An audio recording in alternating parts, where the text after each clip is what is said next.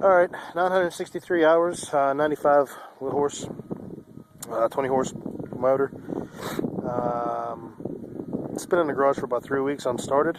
Gave me a little bit of trouble starting it, but I kind of just relate that to the cold. Had a little bit of a knock, and still does, that I never noticed before. Let me see if you guys can hear it.